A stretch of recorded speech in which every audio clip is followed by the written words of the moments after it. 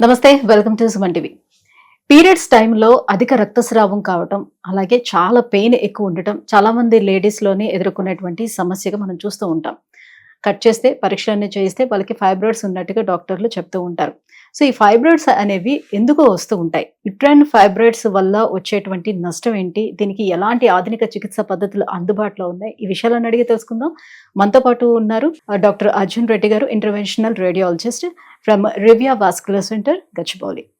Hello sir. Sir, uterine fibroids అంటే ఏంటి?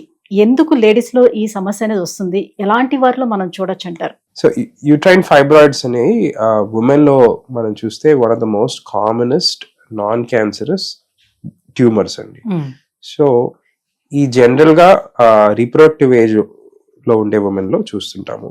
And ఈ ట్యూమర్స్ అనేవి hormone sensitive. So oestrogen and progesterone ఉంటేనే అవి గ్రో అవుతాయి. పోస్ట్ మెనోపాజల్ ఎప్పుడైతే మెనోపాజ్ అయిపోయిన తర్వాత ఈ హార్మోన్స్ అనేవి తగ్గుతాయో, అండ్ ప్రీ మెనోపాజల్ అంటే చిన్నపిల్లల్లో వీళ్ళల్లో మనము ఈ ఫైబ్రాయిడ్స్ అనేవి చూడము. సో ఈ ఏర్పడే కారణాలు కానీ చూస్తే ఎక్కువగా మనము ఒబిసిటీ ఉన్నవాళ్ళు, ప్లస్ సెడెంటరీ లైఫ్ స్టైల్ కానీ, ప్లస్ వైటమిన్ డి డెఫిషియన్సీ ఎక్కువ రోజులున్నా, అండ్ స్మోకింగ్ అండ్ ఆల్కహాల్ లాంటి ఒకవేళ ఎక్సెస్ అలవాట్లున్న ఇలాంటి వాళ్ళు చూస్తుంటాం. ఇంకొంతమందికి జెనెటిక్ కాసెస్ ఉండొచ్చు, ఇంకొంతమందికి అసలు ఏ కారణాలు లేకుండా కూడా ఈ ఫైబ్రోస్ అనేవి చూస్తుంటాము. Almost 60% of reproductive women in the reproductive age group మనం కానీ చూస్తే వాళ్ళకి ఫైబ్రాయిడ్స్ ఉండే అట్ సమ్ పాయింట్ ఫైబ్రాయిడ్స్ ఉండే అవకాశం ఉంటుంది. సో అందరికీ ఫైబ్రాయిడ్స్ ఉన్న ప్రతి ఒక్కరికి ట్రీట్మెంట్ అవసరం ఉండకపోవచ్చు. చాలా మందికి జస్ట్ 1 or 2 centimeter ఫైబ్రాయిడ్స్ ఉంటాయి. ఏ హార్మ్ కాస్ట్ ఎన్ని సెంటీమీటర్స్ వరకు ఫైబ్రాయిడ్ పెరిగే ఛాన్స్ ఉంటుంది? అప్పర్ సైజ్ లిమిట్ అనేది ఉండదండి. అంటే 25-30 centimeters కూడా వెళ్ళిన ఫైబ్రాయిడ్స్ చూస్తున్నాము.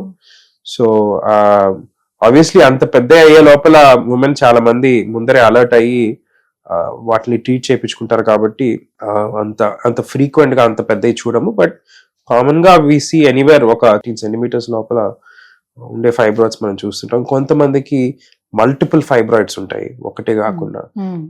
సో ఈ సిచ్యువేషన్స్ వచ్చినప్పుడు ఆబ్వియస్లీ వాళ్ళకి సిమ్టమ్స్ అంటే ఈ ఫైబ్రాయిడ్స్ వల్ల ఉండే ఇబ్బందులు బట్టి మనము ట్రీట్మెంట్ డిసైడ్ చేస్తాము. కొంతమందికి ఏ ఇబ్బంది లేకపోతే వాటిని జస్ట్ వెయిట్ అండ్ వాచ్ చేయొచ్చు. కొంతమందికి మందులతో మేనేజ్ చేయొచ్చు. ఇంకొంతమందికి ఏదైనా నాన్ సర్జికల్ ట్రీట్మెంట్స్ ద్వారానో లేకపోతే సర్జికల్ ట్రీట్మెంట్స్ ద్వారానో కూడా మనము ఈ ట్రీట్ చేయగలుగుతాం. అంటే మల్టిపుల్ ఫైబ్రాయిడ్స్ వచ్చే లోపు వాళ్ళకి ఏదో ఒక సిమ్టమ్ అనేది తెలుస్తుంది కదా. సో 1-2 ఉండేటప్పుడే పెయిన్ భరించలేనంత ఉంటుందని చెప్తూ ఉంటారు. సో అన్ని ఉండేటప్పుడు వాటన్నిటిని కూడా తీయాల్సిన అవసరం ఎంతవరకు ఉంటుంది? సో ఫైబ్రాయిడ్ సిమ్టమ్స్ అనేది చాలా అంటే మనిషికి కొంతమందికి, ఈ మధ్య నేను ఒకరిని చూశాను, ఒక patient 15 centimeter fibroid 50-year-old women లో చూసాము. కానీ ఫైబ్రాయిడ్ ఉన్నట్టు కూడా తెలియదు. జస్ట్ ఒక అల్ట్రాసౌండ్ హెల్త్ చెకప్ లో అది బయటపడింది. సో ఫైబ్రాయిడ్స్ ఉన్న వారికి ప్రతి ఒక్కరికి నొప్పి ఉంటుందనో, ప్రతి ఒక్కరికి హెవీ బ్లీడింగ్ ఉంటుందనో అనేది ఉండదు. దాని location plus person to person చాలా వేరియేషన్ ఉంటుందండి. సో ట్రీట్మెంట్ ఎప్పుడైతే వాళ్ళకి అది సిమ్టమాటిక్ అవుతుందో, or if it's quite large enough, పెద్దది ఉన్నప్పుడు ట్రీట్మెంట్ ఆఫర్ చేస్తాం. కొంతమందికి ఫైబ్రాయిడ్స్ ఉన్న దాని వల్ల ఫర్టిలిటీ కూడా ఎఫెక్ట్ అవ్వచ్చు. సో కన్సెప్షన్ డిఫికల్టీస్ ఉన్నప్పుడు వాళ్ళకి కూడా ట్రీట్మెంట్ ఆఫర్ చేయాల్సిన అవసరం ఉంటుంది.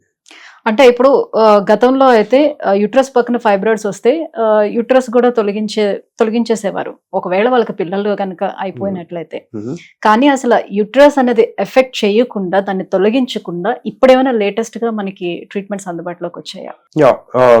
ఆబ్వియస్లీ యూట్రైన్ ఫైబ్రాయిడ్ ఎంబలైజేషన్ అనేది ఇప్పుడు ఇంకా చాలా మందికి దాని గురించి అవేర్నెస్ లేదు. కానీ అది ఒక 35-year-old ప్రొసీజర్ అది. సో ఇదొక నాన్ సర్జికల్ ఆప్షన్. ఏదైతే ఈ ఫైబ్రాయిడ్స్ ఉన్నాయో వాటి వరకు మనము బ్లడ్ సప్లై కట్ చేసి వాటి సైజ్ తగ్గించి యూట్రస్ ని ప్రిజర్వ్ చేయగలుగుతున్నాము. ఈ నాన్ సర్జికల్ ఆప్షన్ కాకుండా మయోమెక్టమీ అని ఇంకో ట్రీట్మెంట్ ఉంది, లాప్రోస్కోపిక్ ఆర్ ఓపెన్ మయోమెక్టమీ. ఈ గైనకాలజిస్ట్ సర్జికల్ గా ట్రీట్ చేస్తారు. సో ఈ మయోమెక్టమీలో ఒత్తి ఫైబ్రాయిడ్ తీసి యూట్రస్ ని ప్రిజర్వ్ చేసే అవకాశం ఉంటుంది. ఈ 2 ఆప్షన్స్ అయితే ఉన్నాయండి. సో బ్లడ్ సప్లై అనేది తగ్గించటం వల్ల ఫైబ్రాయిడ్ అనేది ఎలా తగ్గిపోతుంది? సో దానికి రక్త ప్రసరణ తగ్గిస్తే ఎట్లా తగ్గుతుంది? దాన్ని బయటికి తొలగించాల్సిన అవసరం ఎంతవరకు ఉండదు? సో ఫైబ్రాయిడ్స్ నేను ఎట్లా ఆల్రెడీ ఎక్స్ప్లెయిన్ చేశాను, ఏం క్యాన్సర్ కావు. డిస్కంఫర్ట్ కాస్ట్ చేసిన దానివల్లే వాటిని మనం ట్రీట్ చేయాల్సిన అవసరం ఉంటుంది. సో ప్రతి ఒక్కరికి అది బయటికి తీసేయాల్సిన అవసరం ఉండదు. సో ప్రతి ఆర్గన్ అనేది బాడీలో, ఏ ఆర్గన్ అయినా, లేకపోతే ఏ ట్యూమర్ అయినా, లేకపోతే క్యాన్సర్ అయినా, బ్లడ్ సప్లై లేకపోతే అది సర్వైవ్ కాదు. సో మనం ఈ ఎంబలైజేషన్, ఇంటర్వెన్షన్ రేడియాలజిస్ట్ ఈ ఎంబలైజేషన్ అనే ఒక ప్రొసీజర్ ద్వారా ఈ బ్లడ్ సప్లైని మ్యానిపులేట్ చేసి వేరియస్ ఆర్గన్స్ లో వేరియస్ కైండ్ ఆఫ్ జబ్బుల్ని మనము ఆల్మోస్ట్ 3 to 4 decades నుంచి మనం ట్రీట్ చేయగలుగుతున్నాము. సింపుల్ బ్లీడింగ్ తో వచ్చిన ఒక పేషెంట్, ఒక గడుపులో కానీ ఎక్కడైనా బ్లీడింగ్ తో వచ్చిన పేషెంట్ కానీ, ఆర్ ఎవరికైనా ఒక యాక్సిడెంట్ అయ్యి ఎక్కడైనా బ్లీడింగ్ అయ్యి కంట్రోల్ చేయలేకపోయినా, or liver cancers, any uterine fibroids, prostates, వీటన్నిటికీ ఇప్పుడు ఈ మధ్యన థైరాయిడ్ కూడా చేస్తున్నాం. వీటన్నిటికీ జస్ట్ ఈ బ్లడ్ సప్లై మాడ్యులేట్ చేసిన దానివల్ల దానికి బ్లడ్ సప్లై, ఒక ఆర్గానిక్ కానీ ఒక ట్యూమర్ కానీ బ్లడ్ సప్లై ఆపేసిన దానివల్ల దానికి అందాల్సిన ఆహారము, న్యూట్రిషన్ ఈ అందనప్పుడు ఆబ్వియస్లీ అది సైజు తగ్గి ఆ టిష్యూ చనిపోతుంది. సో ఆ చనిపోయినప్పుడు బాడీ ఆ చనిపోయిన టిష్యూని దాని క్లియరెన్స్ సిస్టమ్ అని ఒకటి ఉంటుంది, వైట్ బ్లడ్ సెల్స్ అని, మ్యాక్రోఫేజెస్ అని, ఈ పోయి ఆ చనిపోయిన డెడ్ టిష్యూని ఓవర్ టైం క్లియర్ చేసి ఏదైతే మిగిలిన ఫైబ్రాయిడ్ ఉంటుందో ఒక చిన్న స్కార్ లాగా ఏర్పడిపోయి ఇంకేమి ప్రాబ్లం కాస్ట్ చేయకుండా అక్కడికి ఉండిపోతుందండి.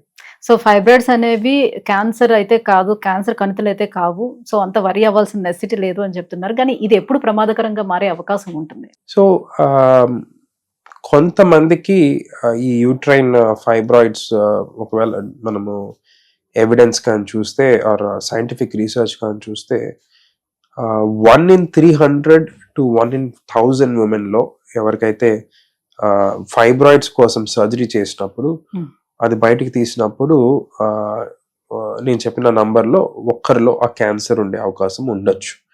సో ఇది వెరీ రేర్ అన్నమాట. సో ఏదో ఒక 500,000 పీపుల్కి ఒక్కరికి అయ్యే అవకాశం ఉంటుంది.